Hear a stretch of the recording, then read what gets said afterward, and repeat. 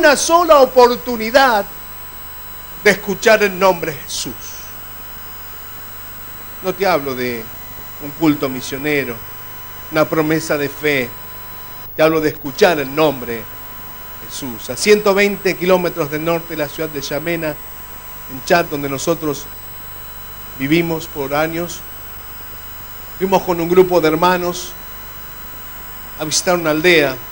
Y cuando llegamos a la entrada de la aldea había un viejecito bajo un árbol muy pequeño que temo que a mí no me daría ni un 10% de sombra.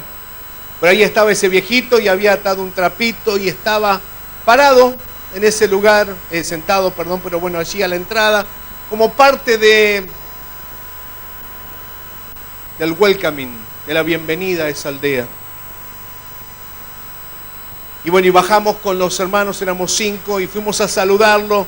Y mientras nos saludamos en árabe y nos tocamos el pecho y alabamos a Dios, decimos alabado sea Dios, y cómo está su primera esposa, y alabado sea Dios, cómo está su segunda esposa, cómo está la tercera, cómo está la cuarta. Nosotros no podemos con una y ellos con 4, no sé cómo hacen, ¿no? Peor 4 suegras, pero bueno. No digo nada porque en 28 días me voy a acostar con una ya. Voy a vivir con una en casa. Y me temo a preguntarle a ese viejecito llamado Yusef, Baba Yusef, Nun Nisal Masih, ¿conoce a Jesús? Él me dijo, soy el más viejo de esta aldea. Conozco a todos los que viven aquí, pero le aseguro Jesús no está acá.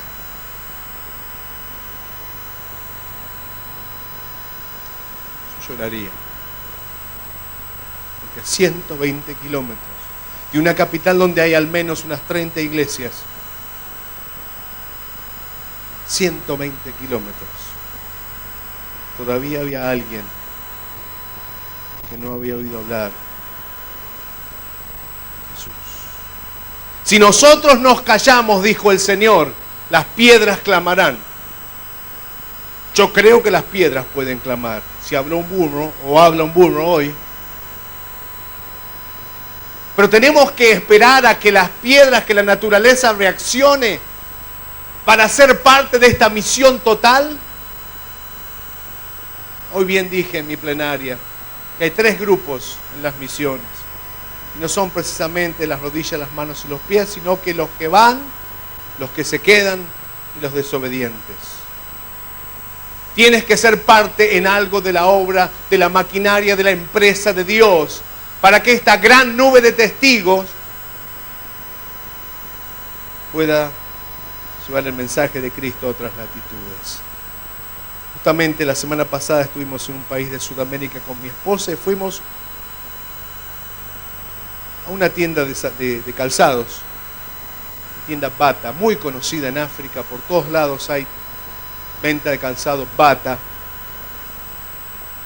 En los años 800 al dueño de Bata se le dio por enviar 2 vendedores, uno al África Occidental y otro al África Oriental.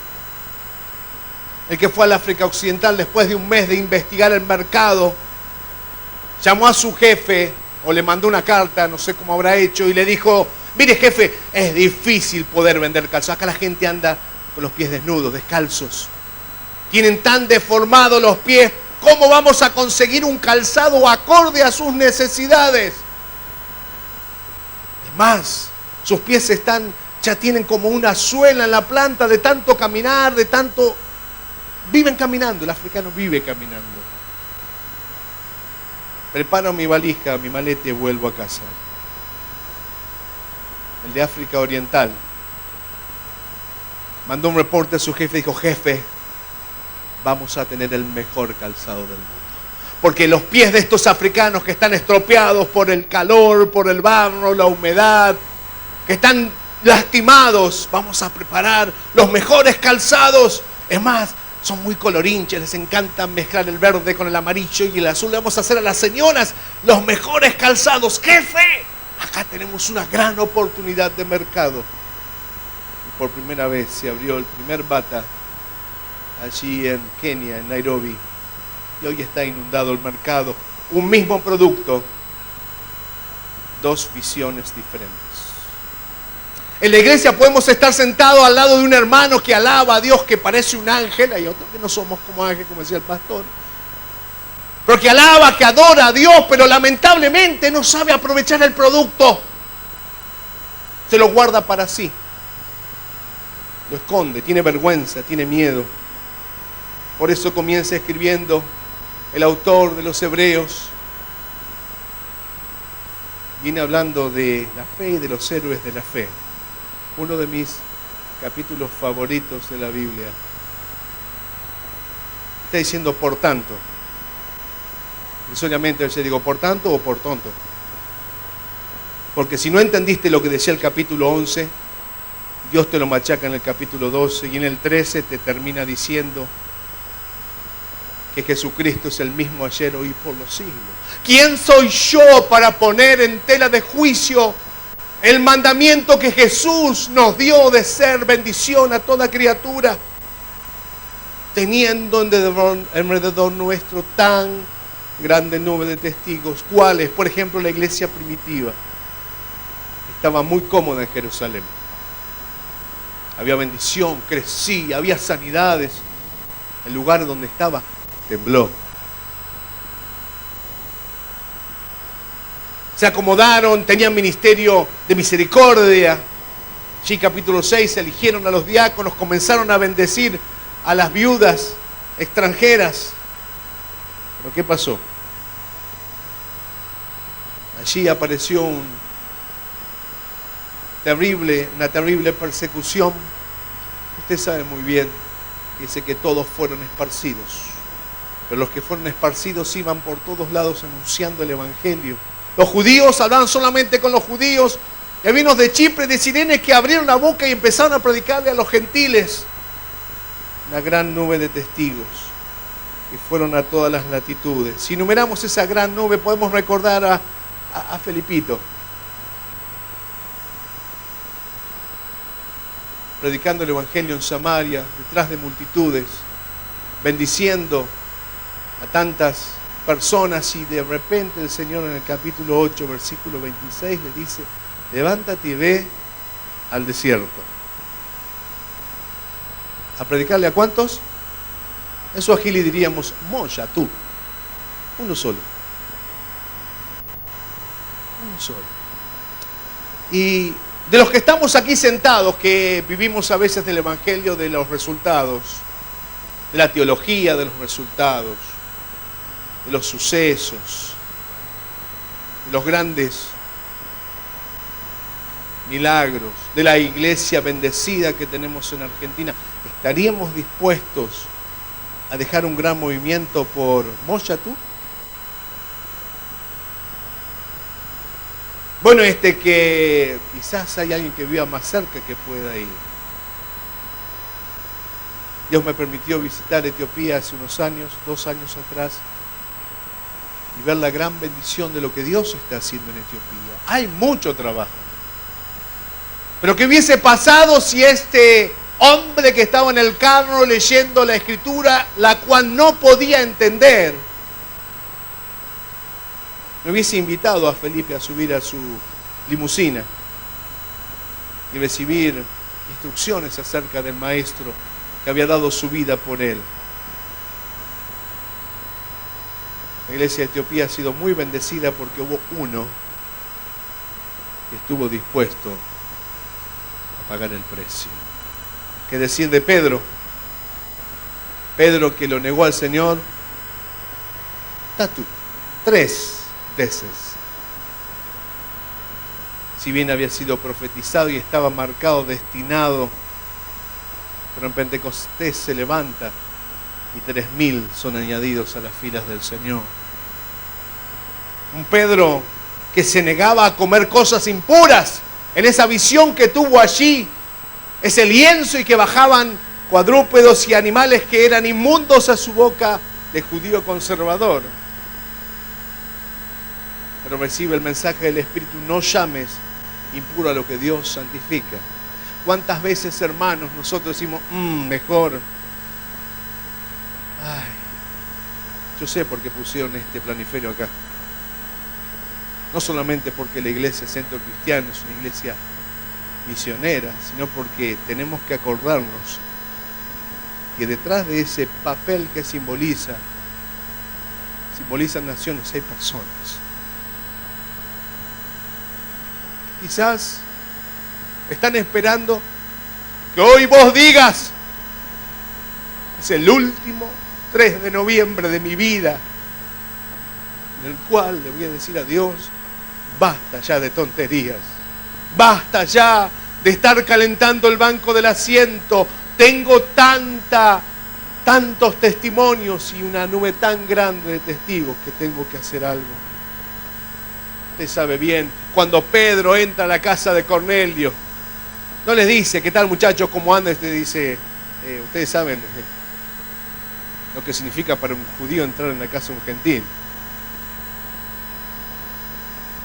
Si hubiera sido Cornelio, lo he hecho a patadas yo. Pero Cornelio era un hombre piadoso, que si bien conocía la metodología, pero todavía no tenía el Cristo en su corazón. Hay muchas personas buenas, con buenas intenciones. Hay musulmanes que son muy buenos musulmanes, hay católicos muy buenos, hay hinduistas muy buenos, que dan limosnas, que realizan todas sus...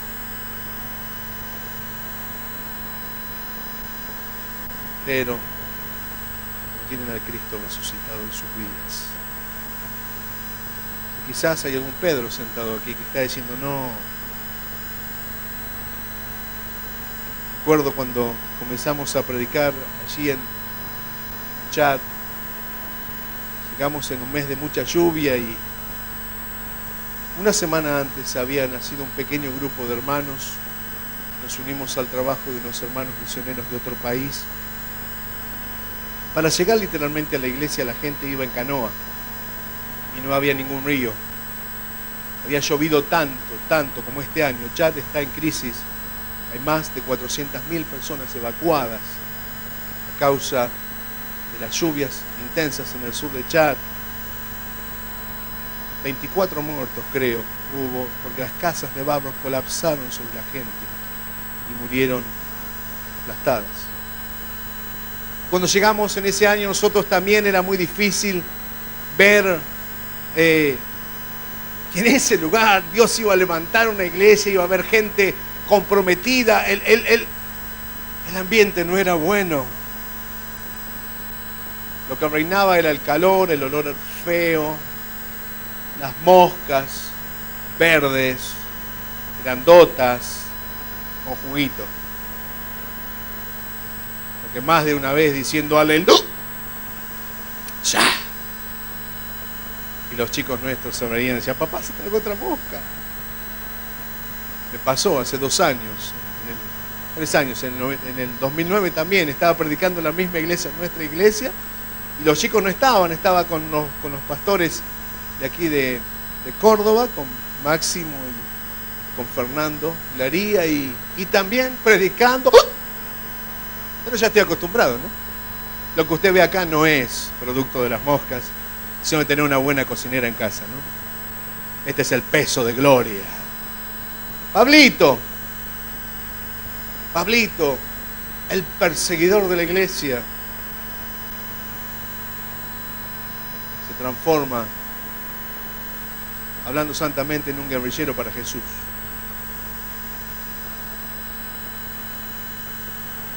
Si Dios pudo transformar a Pablo, a Saulo en Pablo, si Dios pudo transformar a tantos hombres y mujeres, ¿podría Dios hacer algo en ese contexto tan inhóspito como era la ciudad de Yamena, la ciudad de reposo, como significa su nombre en árabe?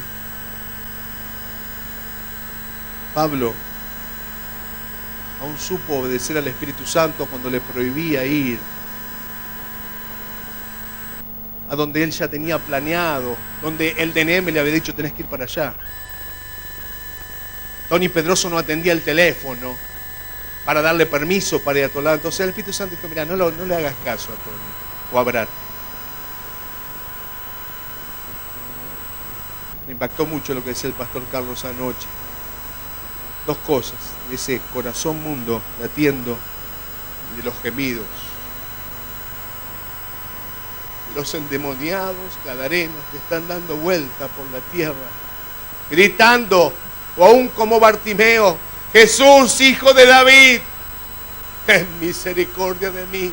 Y nosotros seguimos levantando las manos acá y diciendo: cuán grande es Dios.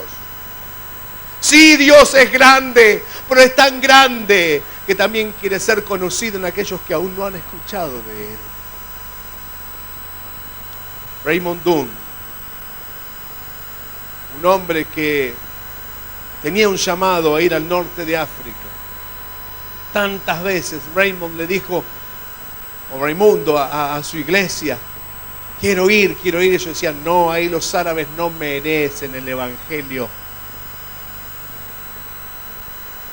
Bueno, hizo algo que no le hubiéramos aconsejado a otros de desobedecer a las autoridades e ir, pero él sintió del Espíritu ir y cobró hasta la jubilación.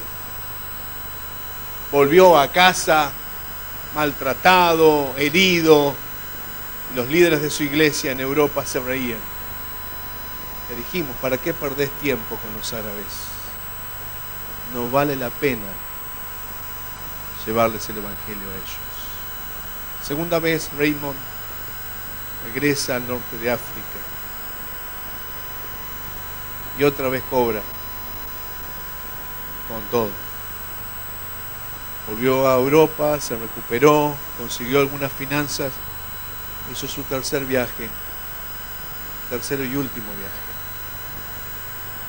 Que Raymond Dunn, un día charlando con una familia, se levantó una turba en la aldea, lo golpearon, lo degollaron y lo cortaron en pedacitos.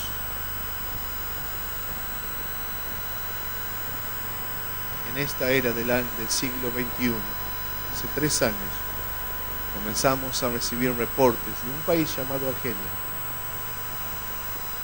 donde hay pequeños fuegos de avivamiento de gente que, sin haber un misionero, está recibiendo revelaciones de Dios. Jesús se les presenta en persona y está transformando el corazón de los árabes. Y hay una pequeña iglesia que se ha levantado allí en Argelia, pero costó en el siglo XVIII la sangre de Raymond Dunn, la sangre de Abel. ¿Estás dispuesto, teniendo alrededor tuyo tantos testimonios, estando en una iglesia misionera con tantos misioneros enviados al campo? ¿Estás dispuesto a ser parte de la maquinaria de Dios o vas a seguir esperando? ¿Qué hay si habláramos de la lista de tantos siervos de esta iglesia y de tantas otras iglesias y de tantas otras denominaciones, sin dejar a nadie afuera y sin desmerecer a nadie? Porque quienes han recibido un llamado de Dios y lo han obedecido merecen honra. Merecen honra. Y tantos siervos en el campo están tan dolidos. Falta de pastoreo. Iglesias que lamentablemente a veces sin conocimiento dejan ir a sus obreros y luego los cuidan, los pastorean. Justamente ayer hablábamos con Carlos Cott acerca del ministerio de los pastores Basalica, y no es porque ellos estén aquí, porque Dios y ustedes lo saben. El cuidado pastoral que ellos hacen con sus miembros y con sus misioneros y con los misioneros del área en la cual el pastor está trabajando. Pero hay pocos que lo hacen. Y Juan y Lidia Basalica son únicos. Pero ojalá tuviéramos una fotocopia espiritual. O esa maquinita que usamos antes cuando no había fotocopia, ¿se acuerda? Poníamos el original y dábamos vuelta, no me acuerdo cómo se llama. El millón. Pero somos genuinos. Somos, como dice la propaganda, original. Y gracias a Dios. La iglesia es el único medio el único instrumento que Dios va a utilizar para alcanzar los no alcanzados. Tenemos tecnología, finanzas, gente capacitada, gente educada, gente preparada. Y es la iglesia el único instrumento. Tenemos que hacer las cosas bien. ¿Cuál es la estrategia? Despojarse. Y despojarse, en el original significa quedar como Tarzán, desnudo y a los gritos.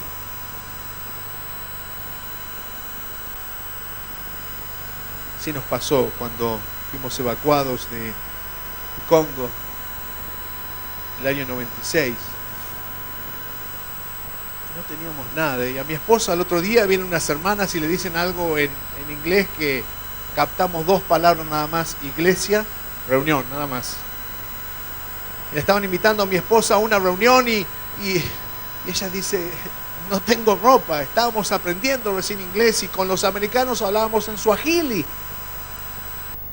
Era increíble. Nadie hablaba francés en Kenia. Entonces una hermana dijo: no importa, yo voy a buscar algo, y era un poco más grande que Milly, mucho más grande que Milly. Creo que se puso la falda por acá. Marilyn Ford. Y fueron a una reunión de damas. Nosotros los misioneros vamos para llevar plata a África. No vamos a buscar plata. Vamos a pedir plata. Generalmente si usted ve a un misionero dice: un cajero con ruedita. ¿Cómo piensan muchos africanos? Y cuando Milly volvió de esa reunión, nosotros nos quedamos con los chicos ahí en casa. Y no vino con las manos vacías, porque esa confraternidad de damas, de la cual no sé cuánto habrá entendido ella, porque apenas estábamos aprendiendo el inglés, las hermanas levantaron una ofrenda. Y con esa ofrenda ella pudo pasar por una tienda y comprarnos ropa a todos, porque estábamos despojados. Y pudimos vestirnos. Y no me da vergüenza decir que Dios usó a la iglesia africana para vestirnos, para cubrir nuestras necesidades. Pero muchas veces, hermanos, somos tan meticulosos y tan moderados en nuestras acciones que no queremos despojarnos. Y no estoy hablando de money. Dice la Biblia, primero de todo, peso. Algunos dicen también dólares, euros, ¿no? ¿Cuál es el peso que tenemos que despojar? Hay tantas cosas que nos producen peso. Estar atado a una carrera universitaria, que no está mal, tenés que terminarla, pero que eso no te ate. Atado a un título, a un trabajo, a una familia. Atados a la comodidad, al espíritu de miseria, al egocentrismo espiritual, como veíamos en esta mañana. Atados a un sistema, una iglesia. Justamente compartía con alguien hoy.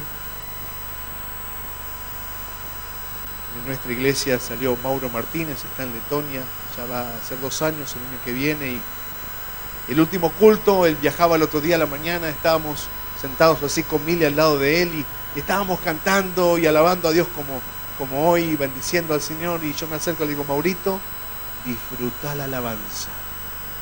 Aunque canten mal, aunque suene mal, disfrutala, Maurito. Y me miró y: está bien. Un mes más tarde me escribía y me decía: cuánto aprecié lo que me dijiste. No entiendo un pomo acá.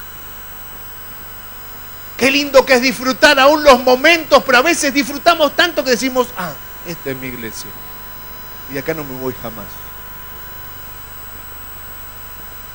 Quizás el pastor dice: yo quiero ver un traductor, y si Dios te llama a vos a que traduzca. Amén, ahí está, como los jóvenes que dicen todos: heme aquí, envíalo a él. Despojarnos del peso. ¿Saben lo que es luchar en una iglesia donde el pastor no tiene visión misionera? Porque cuando Dios nos habló a nosotros y le compartimos al pastor, el pastor nos dijo, a mí Dios no me habló, así que siéntese y cállese la boca. Por supuesto, porque el pastor de nuestra iglesia era mi papá. Y Dios se podía llevar a cualquier hermanito, hermanita. Es más, tenías candidato hasta para la Antártida. Pero jamás a los hijos y menos a los nietos. Hace 2 años lo llevé a papá a una conferencia misionera en Mendoza. Mi papá no quiere hablar, no quiere público, no quiere saber nada. Y yo en secreto le armé un tallercito sobre el pastor y la visión misionera. Y sí, él ni se enteró. Entonces en un momento el pastor, una iglesia muy pequeña, el pastor dice, bueno, y ahora invitamos al pastor Pedroso a que pase a darnos el taller. Yo lo codeo y le digo, viejo, te toca a vos. Dice, no, yo no. Dijo Pedroso, sí, pero somos 2 Pedrosos. Yo lo miro al pastor, digo, Pastor Lucas, y no, estoy invitando al padre de Tony. Ave María Purísima. Mi viejo quería salir corriendo de ahí. En sus 10, 15 minutos que estuvo hablando, no hizo más que llorar, porque de ahí vengo yo, herencia de Jehová son los hijos, y la tribu de los mocosos, pedrosos, siguen actualizados. Mi papá le decía a los hermanos, qué ciego estaba. Me tuve que despojar, y usó esa palabra y hasta el día de hoy me acuerdo. Me tuve que despojar de mi sotana evangélica conservadora para ponerme la vestidura del Espíritu Santo que dice a todo pueblo, a toda lengua, a toda nación, con todo lo que tenemos. Quizás vos decís, ya pasó el tiempo y yo vi muchos testimonios y ya se me pasó la vida. Pero quizás Dios está llamando a tus hijos. Dios está llamando a tus nietos. Y hoy se los podés entregar en las manos del Señor. Prohibido entregarle a la suegra. Prohibido. El pecado. Despojarse del peso del pecado. No podemos enviar a alguien que no ha tenido una experiencia genuina con el Señor y que no está capacitado espiritualmente para ministrar a otros. No tenemos que huir de nuestra iglesia donde nos han herido o donde hemos herido. Tenemos que llevar un evangelio puro, santo, sin mácula. Por eso parte del peso también es el pecado de la desobediencia.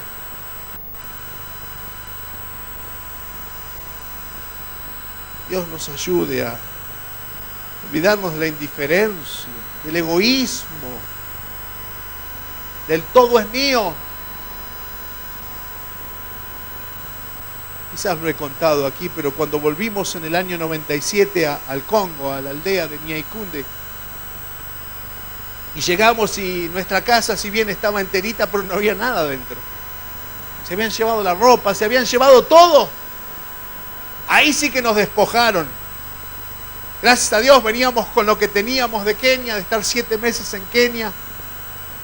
Y el domingo vamos a la iglesia a la cual yo era pastor asistente, allí en un hospital, el Centro Médico Evangélico, levantado por el querido Billy Graham en el año 65. Y yo estaba sentado de costado así, no veía a la gente de la iglesia del hospital. Cuando el pastor Salomón me invitó a que pasara y compartiera la palabra, me puse de pie. Y cuando me doy vuelta, veo a los hermanos, era una nave bastante más angosta que bien larga. Y la iglesia que tenía actualmente, antes unos 400 miembros, ahora tenemos casi 900. La gente estaba por las ventanas porque la guerra los había llevado a buscar a Dios. Pero mi sorpresa fue que cuando me pongo delante de la gente, veo que la gente está vestida con mi ropa. Mis corbatas, mis sacos, mis camisas. Las faldas de mi esposa, las remeras. Uno estaba con una remera que hacía una Navidad para Ruanda, tenía acá el escudito de Argentina, y dice, no, la compré en el mercado, déjelo ahí. Y ahí nomás cuando me paré y lo vi a los hermanos, dije, ay, se me cambió el sermón. Generación de víbora, ¿hasta cuándo voy a estar con ustedes? Pequé, en serio les digo, pequé en la iglesia. El Espíritu Santo me tuvo que hacer callar la boca y dijo, callate, yo me encargo. Claro, pero que me devuelva la camisa, las corbatas. Volví a casa, dije a mi esposa, no voy a comer. Prediqué y saludé y había algo en mi corazón. Había pecado. Porque pensé que lo que ellos tenían era mío. Me pertenecía. Pasó el domingo, pasó el lunes, martes en la tarde. Mi esposa fue a la reunión de damas. Se juntaban damas a orar todos los martes. Ya hablábamos un poco más de inglés. Yo ahí duro como mula. Me avergonzaste delante de estos negros. Textuales palabras. Cuando ya me cansé, y uno tira la toalla. El Espíritu Santo me hizo una sola pregunta. ¿Quién te dijo que era tuyo? Vos no sos dueño, sino administrador de mi gracia. Te lo presté por un tiempito y me cayó la ficha. Me arrepentí en polvo y ceniza. Pedí perdón y comí, porque no había comido en esos días. Y entendí la lección. Que más bienaventurado es dar que recibir. Pero como yo era misionero, los hermanos oraban por nosotros, en la guerra. Somos carnaza y a veces común o pulpa, como le digan ustedes. Dios quiere que nos despojemos. En segundo lugar, que corramos. Claro, bueno, ¿y cómo hago para correr desnudo?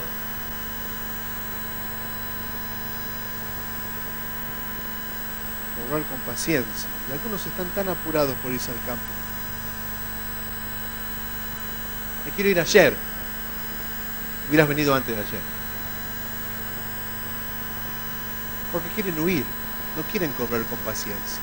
No quieren capacitarse. No quieren obedecer a los pastores. No quieren estar en sujeción a los pastores. En GPM hacemos entrevistas casi todas las semanas.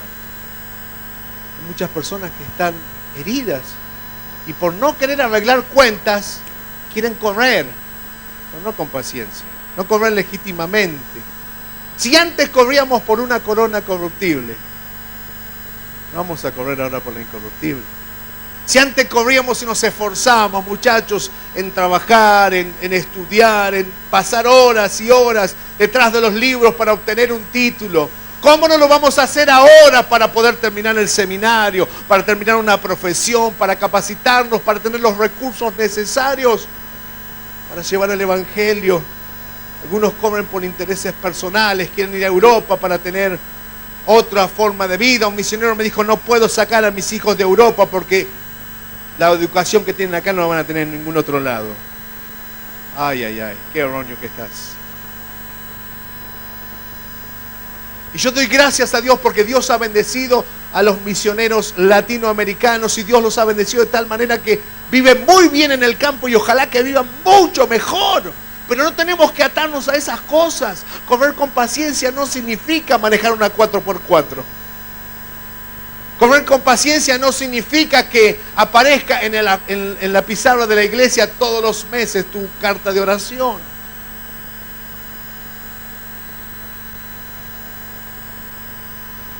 Hay una canción vieja que decía que tengo que ser más como Él. Y Pablo dijo, con Cristo estoy juntamente crucificado. Si estamos crucificados, no existimos, papito. Visoriamente, cuando vinimos a la primera gira, nuestros hijos mientras estábamos orando por la gente, y veo que a veces somos largueros, como decía hoy Carlitos, evangelásticos, y los cultos nuestros son... En una iglesia, el pastor se mandó a mudar, se puso a hacer desde que empezó nomás, me presentó y se fue a hacer entrevista a su oficina y me largó. Y después cuando estaba terminando de predicar, se acerca y me dice que ore por la gente, y una iglesia grande y pasaron como 1000. Y yo decía que venga la pastora que estaba al lado de mí y por lo menos que me ayude. No. Y ustedes saben, si una mujer le ora a otra o a otro, dice, no, que me toque el pastor, que me toque el ungido, ¿no? Siento que parece que a veces las mujeres no son ungidas. Tuve que orar casi por los 1000, hermano. Estaba hecho sopa. Ahí sí que estaba despojado. Me corría gotas por todos lados, usted se imagina. Y nuestros chicos, todos los chicos desaparecieron, estaban en el kiosco. Y no tenían dinero. Y cuando salimos de la iglesia, nos subimos a nuestro autito. Y digo, bueno, ahora vamos a ver si conseguimos. Era ya tarde, como la 1 de la mañana. Y bueno, vamos a ver si conseguimos algo para comer. Así la vida de los misioneros a veces, ¿no? Y no tenés nada. O a veces tenés algo metido ahí, un pedazo de pan, lo partí en 4 y listo. Y Ezequiel, que era el más grandecito, ya comimos nosotros. ¿Cómo que comiste? Sí, fuimos al buffet de la iglesia. ¿Y cómo pagaste? Dije que era el hijo del misionero. Y el vago se comió 3 super panchos, no sé cuántas Coca-Cola. Y a veces pensamos que un nombre es lo único que necesitamos para que la gente nos identifique. Pero precisamente no es el nombre de Jesús el que usamos el nuestro. Sacamos chapa.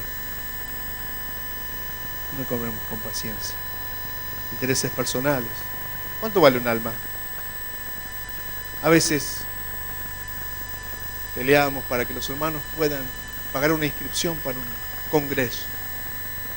30, 50 pesos. Sí, pero 30 acá, 50 allá, 80 allá, y se junta, es verdad. ¿Cuánto vale un alma?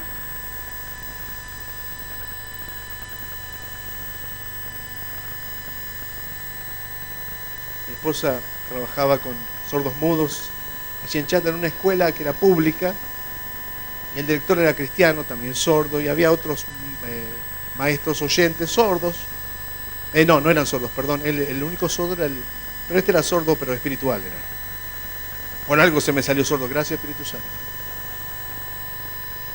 Y cuando fue el grupo de Misión Posible en el año 2000 a ayudarnos, ellos llevaron una ofrenda muy linda y compramos sacos de arroz y compramos maníes, y todas las mañanas los chicos, eran como 60 chicos, se les daba una comida antes de empezar porque se dormían, porque no comían en la casa, porque los padres, al ser discapacitados, no les daban de comer para que se mueran. Entonces la idea de Mili dice, vamos a darles de comer algo, que descansen y luego lo enseñamos. Pero pasaron 2, 3 meses y nosotros seguíamos colaborando con eso, y los chicos comenzaron a dormirse de vuelta en clase, y Mili va a hablar con el director y dice, no sé, deben estar enfermos, deben tener malaria, siempre le echan la culpa a la malaria, igual que nosotros tenemos malaria de... No, allá es otra malaria. Y después, investigando, porque había un pastor sordo, un profesor, pastor sordo, se enteró de que los sacos de arroz no estaban en la escuela, estaban en la casa del director y se repartían entre todos los maestros. Ellos comían bien, los chicos no comían. Entonces mi esposa dijo, yo no puedo trabajar con gente así, gente deshonesta. Empezamos a orar y un día ellos mismos vinieron a casa. Dijeron, mire, pastora, todo muy bueno lo suyo, pero sus manos no las necesitamos más. ¿Qué tal si nos da la plata nada más? Nosotros nos encargamos de hacer lo que tenemos que hacer, ¿vio? Usted que se saca tranquila en casa, nosotros le hacemos la obra. ¿A qué voy? A veces pensamos que con una ofrenda misionera, con un billete dado emocionalmente, estamos siendo testigos, y eso es solamente un billete. No hay compromiso. Es como cuando Jesús estaba delante de las arcas y todos venían y daban de lo que les sobraba. Ojo, porque dentro de nuestras iglesias, hablo de la mía también y hablo de mí también, muchas veces somos muy hipócritas y con un billete queremos comprar un alma. Ojo. Eso no es correr con paciencia. Poner los ojos en Jesús. Ponemos los ojos en las estadísticas, ponemos los ojos en los estadistas, ponemos los ojos en las personas que andan en el marketing. Queremos ganar los récords Guinness, queremos estar en la primera plana. Y la única manera que nuestra misión tenga suceso y éxito y trascienda es fijando nuestros ojos en Jesús. Nada más. Y acá yo no voy a predicar, tiene unos hermosos pastores, una pastora terrible en la enseñanza, pero fijar los ojos en Jesús, ¿qué es? Mirar a Jesús, hacer lo que Jesús hacía. Jesús recorría las aldeas, miraba donde estaban los necesitados. Hoy día nosotros queremos que la gente venga a nosotros. Si bien Jesús dijo, venid a mí todos los que están cargados y trabajados, nosotros queremos que la gente venga a nosotros. Y cruzamos un puente y mandamos 4 micros a la otra ciudad para buscar a la gente de las otras iglesias, la traemos a nuestra congregación y decimos, creció mi iglesia, pescando dentro de la pecera.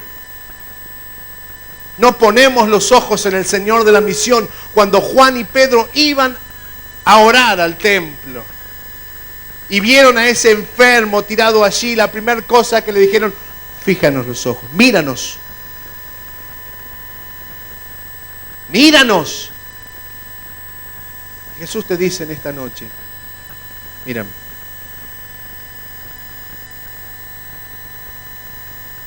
Mírame. Moisés, si leemos en Hebreos 11:26, dice que tenía puesta su mirada en el galardón.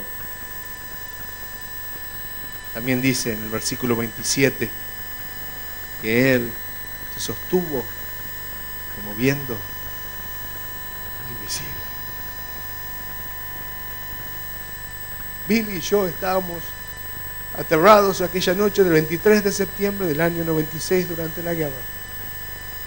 Veíamos las bombas que caían y todas las cosas que sucedían y el caos, y ella misma diciendo cómo yo soy tan loca, traer mis hijos acá en medio de la guerra, y si yo muero y mi esposo muere, ¿qué va a ser de la vida de nuestros hijos? Estábamos mirando la situación.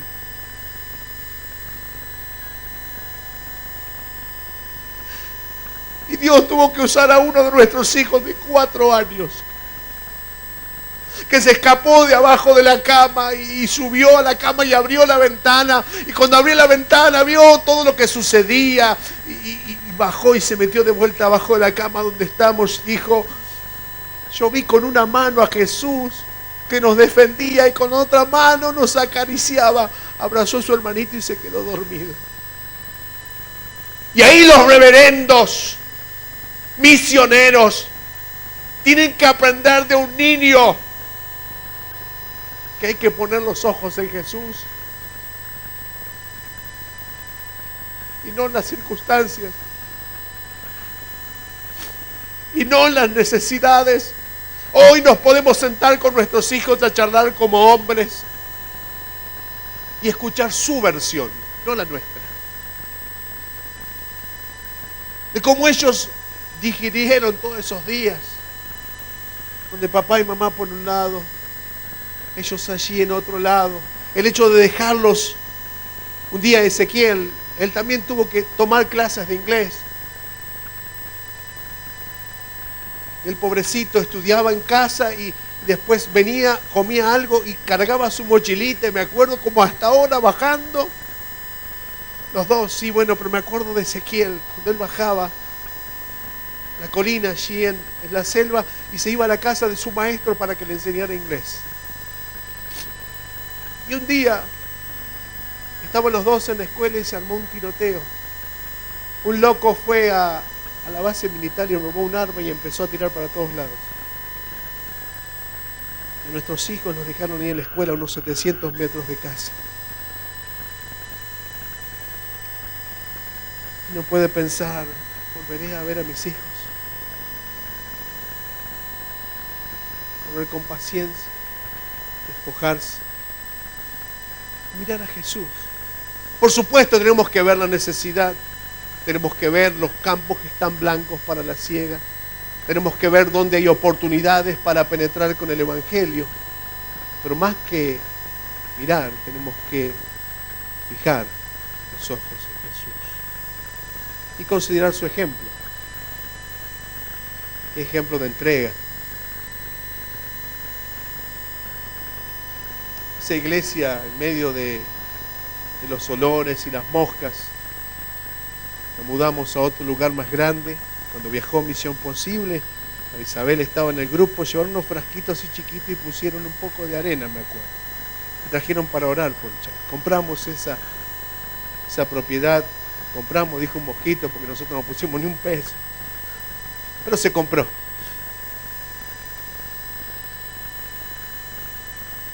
Y no había nadie alrededor, solamente unas casitas de los musulmanes. Y estuve hace 3 meses en Chad. Hay asfalto. Están por poner ahora micros, colectivos en la ciudad. Hay un poco más de luz. Hay semáforos con paneles solares. La gente se empezó a robar los paneles solares y llevárselos a la casa. Ahora ya cortaron y pusieron un vigilante para cuidar los semáforos. Y cuando íbamos con el misionero nos perdimos porque sinceramente había llovido y estaban las calles bloqueadas. Y él bajó su ventanilla y preguntó, dice, ¿dónde está la iglesia de las Asambleas de Dios? Y un hombre musulmán viejecito que estaba ahí sentado vendiendo unos maníes, él dijo, la iglesia grande, sí, haga así, así, así. Llegamos a la iglesia. Antes la gente ponía el mercado como referencia. Hoy día la gente pone a la iglesia como referencia, al templo como referencia. Y ver a la gente transformada por el poder de Jesús, porque jamás nosotros tenemos que demostrar y implantar una cultura nuestra en otra cultura. Tenemos que respetar la cultura del lugar y llevar el ejemplo de Jesús. Nada más. Jesús fue llevado a la cruz por tus pecados y mis pecados, por tus culpas y mis culpas. Él sufrió tal contradicción. Su único objetivo era reconciliar al hombre con Dios. Y sus sufrimientos antes de la cruz fueron también por causa tuya y causa mía. Hay tantos obreros que hoy día están pagando el precio. Mañana voy a hablar de algunos, pero me llama mucho la atención. Tengo un amigo pakistaní. Su nombre, que no voy a dar su nombre porque estamos saliendo por internet, y este hombre es loco. Hubo un terremoto y inundaciones en un lugar de su país. Su pequeña congregación juntó lo poco que tenía y se fue al corazón de ese lugar bien musulmán, y antes de entregar las cosas llamó a todos los jefes, todos los líderes musulmanes. Dijo, traemos ayuda, pero antes traemos un mensaje. Así que juntaron a toda la aldea, a toda la gente. Y ahí estaban el arroz, había libros, había almohadas, había cosas, había frazadas, no almohadas. Había toda la ayuda necesaria, pero tenían un mensaje. Más que esas cosas, tenían un mensaje. Después de haber predicado, usted dice, ¡ay, se convirtieron todos! No se convirtieron. Pero cuando terminó, el líder de la mezquita principal le dijo, pastor, usted es muy bienvenido y puede venir todas las veces que quiera a nuestra aldea y puede seguir compartiendo su mensaje. No le dijo, puede seguir compartiendo el arroz o las colchas o lo que tenga. Puede seguir compartiendo su mensaje. Id a hacer saber a Juan lo que habéis visto y oído: los ciegos ven, los cojos andan, los leprosos son limpiados, los sordos oyen, los muertos son resucitados, y a los pobres es anunciado el Evangelio. El ejemplo de Jesús. Tanto nos cuesta seguir el ejemplo de Jesús. Acá estoy en la última parte, porque todavía no habéis resistido a la sangre. ¿Ustedes se piensan que los logros que como misioneros estamos viendo en el campo son porque somos argentinos? o porque venimos de la iglesia tal, o porque pertenecemos a la iglesia tal, o porque tenemos tantos recursos. No, queridos, hay hombres y mujeres que han pagado el precio con sangre. Sus hijos han muerto en el campo. Y nosotros solamente estamos cosechando alguito de lo que tanto han sembrado. Con lágrimas, con sangre, con dolor, con sufrimiento. Tenemos un amigo que ha estado por muchos años entre Kenia y Tanzania. Desde hace 8 años está en Sudán. Cuando volvía a su segundo periodo misionero al campo, estando en el aeropuerto, sus padres fueron a despedirlo y lo abrazaron muy fuerte. Y el padre lo estaba abrazando al hijo muy fuerte. Y cuando lo estaba abrazando, le estaba transmitiendo un mensaje. Y entonces el hijo le preguntó: papá, ¿qué pasa? ¿Qué me estás queriendo decir, papá, que no me querés soltar? El padre le dijo al oído: es que me han diagnosticado cáncer. Dicen que me queda un mes. ¡Papá, me quedo! No. Vos tenés que ir porque tenés una misión.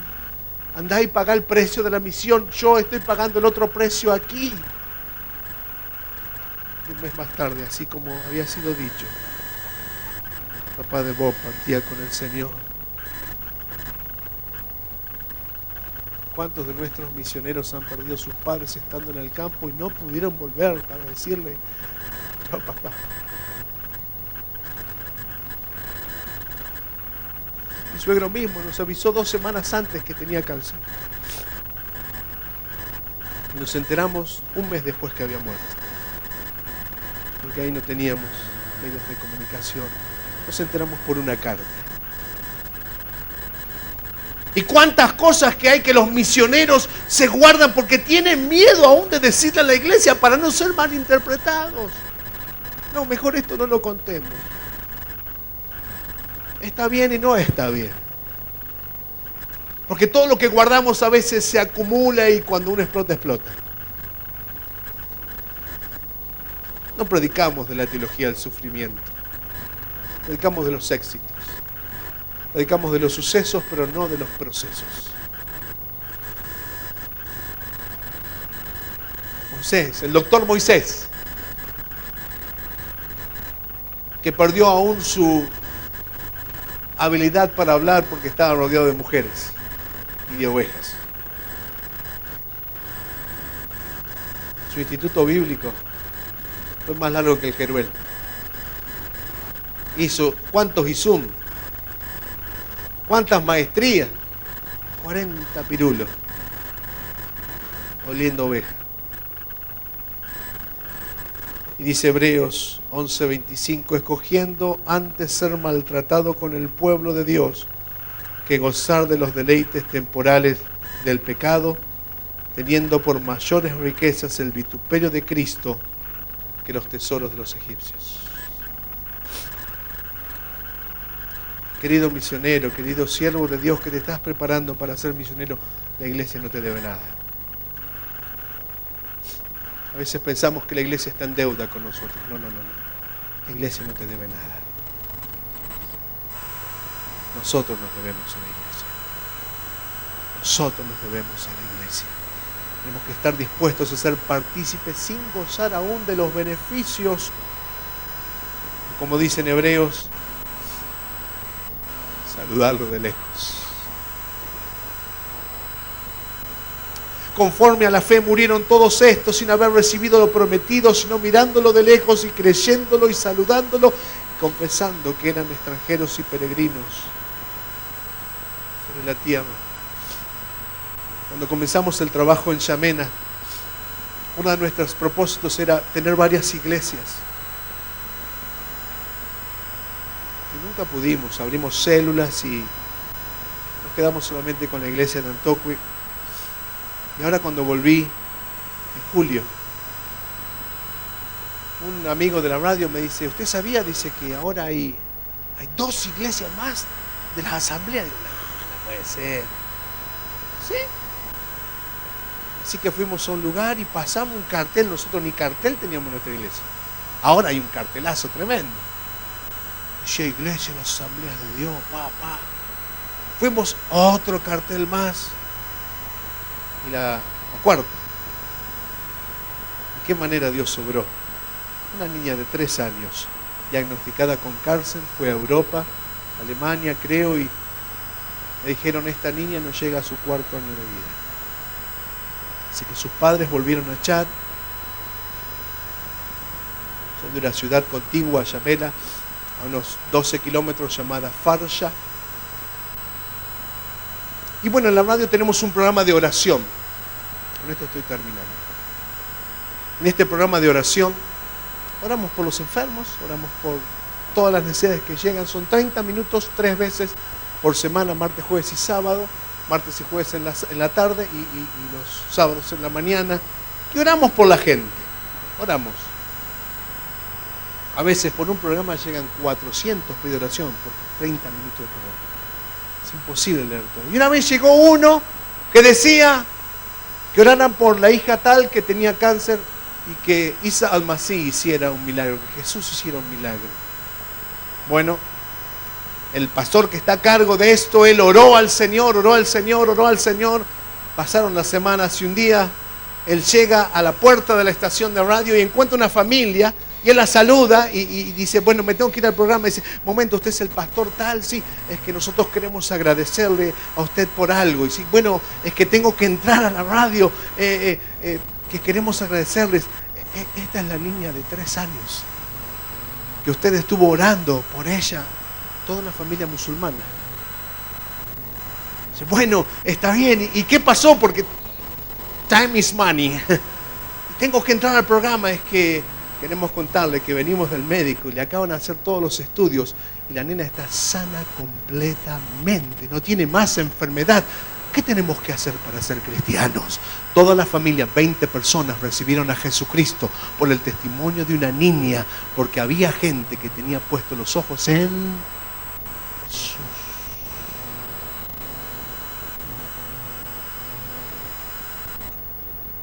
¿Hasta cuándo? Vamos a esperar que suene la trompeta. Vamos a esperar que el pastor desde aquí nos dirija electrónicamente con un botoncito y nos haga saltar de los asientos. ¿Hasta cuándo?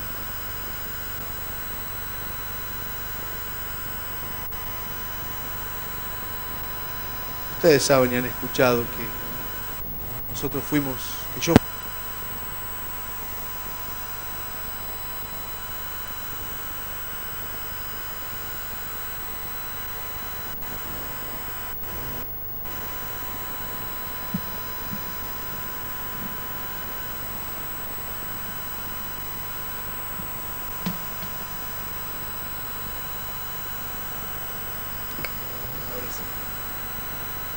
había sido echado de Chad por no tener visa en el año 98.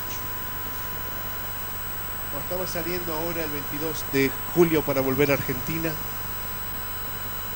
un amigo del aeropuerto que fue parte de los que me echaron de Chad en agosto del 98 me estaba esperando en el aeropuerto, y la familia de la Torre, que es otra familia misionera que ahora está sirviendo allí, me acompañaron. Y bueno, él me dijo, bueno, deme la valija, deme todo, yo me encargo, me dijo este hombre. Este hombre es el jefe de migraciones del aeropuerto,